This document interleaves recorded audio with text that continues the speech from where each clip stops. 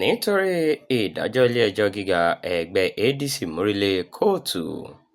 Ẹgbẹ́ òṣèlú African Democratic Congress (ADC) ti sọ pé àwọn tako ìdájọ́ ilé-ẹjọ́ gíga ìjọba àpapọ̀ tó pàṣẹ kí wọ́n fagi lé ẹgbẹ́ náà nípa gbígbé ìdájọ́ náà lọ sí ilé-ẹjọ́ kòtẹ́milọ́rùn.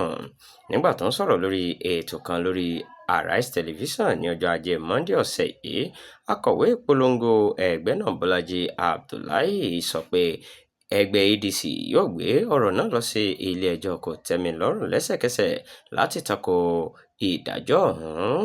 Gẹ́gẹ́ bí ọ̀rọ̀ rẹ̀, ẹgbẹ́ náà kò ní jẹ́ kí ìdájọ́ náà da omi tútù sí wọn lọ́kàn, wọ́n sì ti ṣetán láti kojú gbogbo ìgbẹ́jọ́ tó wà nídìí rẹ̀. Abdullahi tún sọ pé ẹgbẹ́ ADC ti kó òṣèlú tó lágbára láì fi ti àwọn ìṣòro tí wọ́n ti kojú tẹ́lẹ̀ ṣe rárá. Ó ṣàlàyé pé ìlànà ìdìbò inú ẹgbẹ́ tí wọ́n ti ṣe jẹ́ ọ̀kan pàtàkì jùlọ nínú àwọn ẹgbẹ́ òṣèlú tó wà lórílẹ̀‐èdè Nàìjíríà.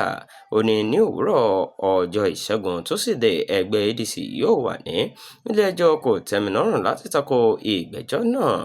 Ẹgbẹ́ wa ní àbí nínú wàhálà àti rògbòdìyàn, nítorí náà irú nǹkan báyìí kò jẹ́ tuntun sí wa mọ́. Ìròyìn jẹ́ kó di mímọ̀ pé ọ̀rọ̀ rẹ̀ wáyé ní kété lẹ́yìn ìdájọ́ tí adájọ́ Peter Lifu ti ilé-ẹjọ́ gíga àpapọ̀ ìlú Àbújá dá ní ọjọ́ Ajé, nínú èyí tó sì pàṣẹ pé kí àjọ Independent National Electoral Commission (INEC) fagilé ìforúkọsílẹ̀ ẹgbẹ́ ADC, Accord Party àti àwọn ẹgbẹ́ òṣèlú mẹ́ta mìíràn nítorí ṣe pé ó tako àwọn àmúyẹ òfin orílẹ̀-èdè.